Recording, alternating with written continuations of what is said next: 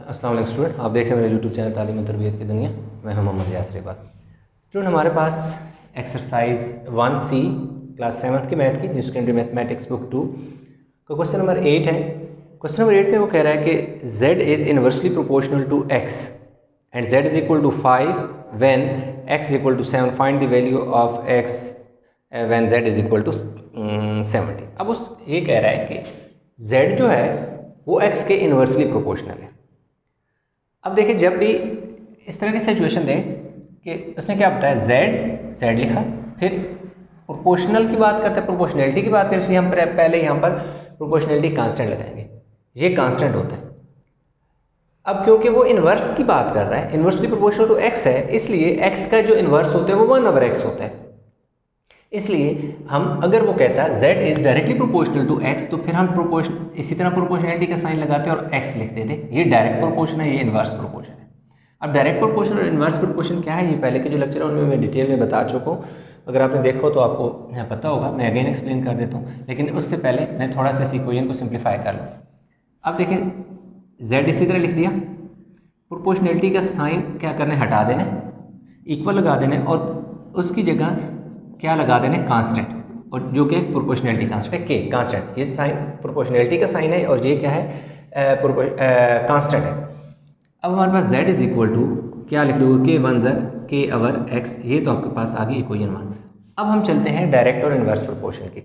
अब देखो, direct proportion बहुत सिंपल सी बात है कि अगर एक वैल्यू को आप बढ़ाते हो और दूसरी वैल्यू क्या हो जाती है, बढ़ जाती है। जैसे आप 1 किलो मैंगो लेते हैं, उसकी अगर प्राइस की 100 रुपीज़ है, आप कहते हैं कि जी मुझे 2 किलो मैंगो चाहिए, 2 kg मैंगो।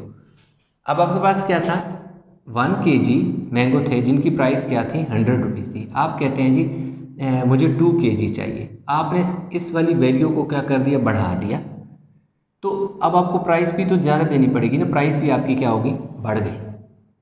अब आप कहते हैं नहीं, मुझे ½ kg क्या कर दो, मैंगो दे दो। अब आपने प्राइस क्या कर दी, कम कर दी, तो इस तरफ जो वैल्यू होगी दैट इज़ 50। अब आपको 50 रुपये देने पड़ेंगे, इधर भी कम होगी, इधर वैल्यू बढ़ाई, इस तरफ बढ़ गई, इधर कम की, इधर भी कम हो गई। तो इसको क्या कहते हैं, डायरेक्ट प्रोपोर्शन।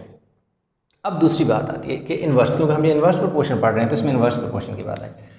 अब इन्वर्स प्रोपोर्शन में क्या चीज़ है कि जैसे अब आपके पास कोई जैसे मैं पहले भी एक एग्जांपल दे चुका हूँ कि हमारे पास क्या है कि जी 15 लोग हैं और हमारे पास क्या है कि जी सपोज 30 कैंडीज़ हैं। हर बंदे को कितनी कैंडीज़ मिलेगी, 3, मतलब 3 टॉफ़ीज़ मिलेगी। अब हम क्या करते हैं कि अगर नहीं सॉरी 10 कर लेते हैं, 10 लोग बंदे हैं और 30 कैंडीज़ हैं। अब हम हर बंदे को कितनी मिल रही हैं, 3 मिल रही हैं।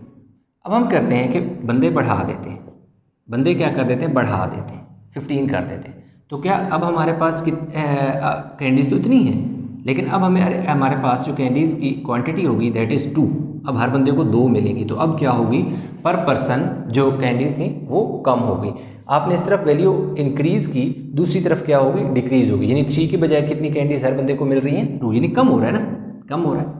तो क्या हुआ कि कम होने की वजह से इस वैल्यू को बढ़ाने से ये वैल्यू कम होगी। अब दूसरा है कि आप 10 के बजाय अगर 5 लोग हैं और कैंडीज़ तो भी 30 है, लेकिन अब कितनी मिलेगी, 6 कैंडीज़ पर पर्सन मिलेंगी। अब आपने क्या किया, पहले कितने 10 थे, बंदे क्या कर दिए, कम कर दिए। पहले कितनी कैंडीज़ थी, 3, अब कितनी मिल रही है, 6। अब पर पर्सन कैंडीज़ क्या होगी, इंक्रीज़ कर गई, जबकि पर्सन क्या हो गए, डिक्रीज़ हो गई। बंदों की तादाद में कमी हुई, कैंडीज़ की तादाद में पर पर्सन इजाफा हुआ। तो इस तरह का जो रिलेशन होता है इसे कहते हैं इन्वर्स रिलेशन, यानी इन्वर्सली प्रोपोर्शनल होता है। ठीक है, तो बस ये थोड़ा सा एक आइडिया लिया था। अब वो क्या कह रहा है कि यहाँ पर उसने एक इन्वर्स प्रोपोर्शन दे दिया, वैल्यू किस किस की दे दी। अब वैल्यू से हमें z की वैल्यू 5 दे दी। कह रहे हैं if z is equal to 5 and x is equal to 7, x की वैल्यू 7 है।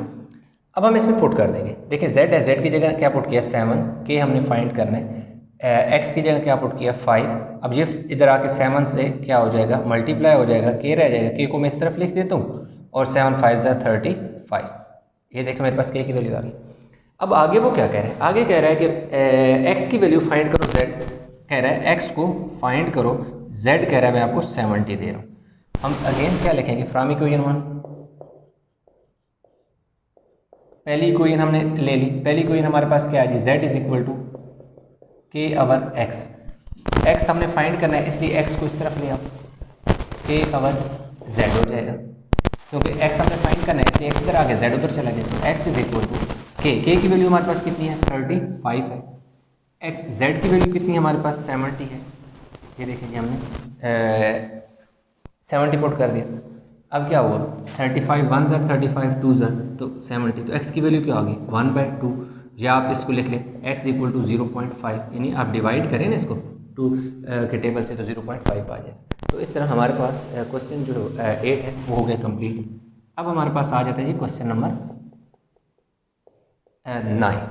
अब 9 में वो ये कह रहा है कि b is inversely proportional to a, b is inversely proportional to a, तो b is equal to k 1 over a, b is equal to k 1 ज़र k ओवर a।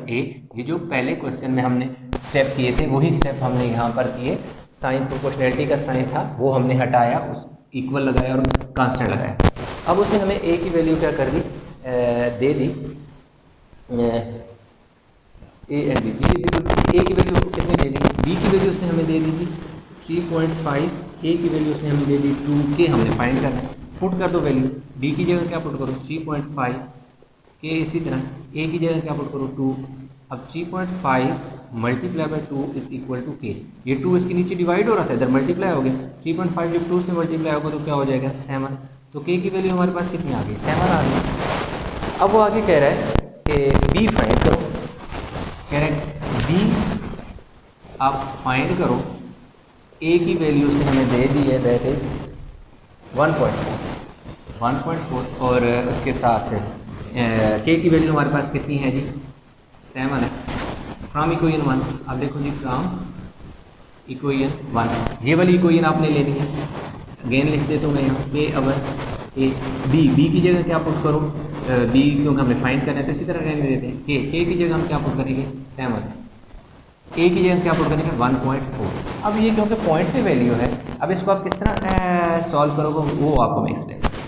अब देखिए आपके पास 7 डिवाइड बाई 1.4 में लिख सकता हूँ, क्यों डिवीजन लिखी हुई है ना, यूँ डिवाइड लिखा हुआ है तो डिवाइड को मैं यूँ भी लिख सकता हूँ।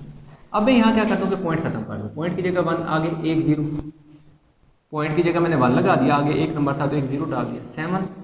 अब मेरे पास क्या आ गया 14 ओवर 10 आ गया, पॉइंट तो खत्म हो गया, तो डिवाइड को किस में चेंज करूँगा मल्टीप्लाई, तो नीचे वाला नंबर ऊपर, ऊपर वाला नंबर नीचे और साथ ही कैंसिल, 7 2 ज़र 14 और 2 5 ज़र तो 10, तो b इज इक्वल टू मेरे पास क्या आ गया जी 5, तो b की वैल्यू मेरे पास 5 आ गई। तो इस तरह मेरे पास जो क्वेश्चन नंबर था जी 8 और 9 वो कंप्लीट कर लिए, बाकी के जो क्वेश्चन है वो भी ऑलरेडी लेक्चर अपलोड है, उनमें जो कन्फ्यूजन है वो भी आप देख सकते हैं। आई होप ये क्वेश्चन आपको समझ आ गया होगा। इस क्वेश्चन में किसी किस्म की कन्फ्यूजन है तो नीचे कमेंट में ज़रूर बताइएगा। वीडियो को लाइक करें, शेयर करें, चैनल को सब्सक्राइब नहीं किया तो प्लीज़ चैनल को ज़रूर सब्सक्राइब कर लें। तो इसके अलावा किसी क्वेश्चन में कोई कन्फ्यूजन है तो वो भी आप शेयर कर सकते हैं मेरे साथ अपना प्रॉब्लम, तो इंशाल्लाह उसका सलूशन मैं ज़रूर आपको दूंगा। तो अपना बहुत सारा ख्याल रखिएगा, इंशाल्लाह मिलते हैं एक नए लेक्चर के साथ, तब तक अपना बहुत सारा ख्याल रखिएगा। अल्लाह हाफिज़।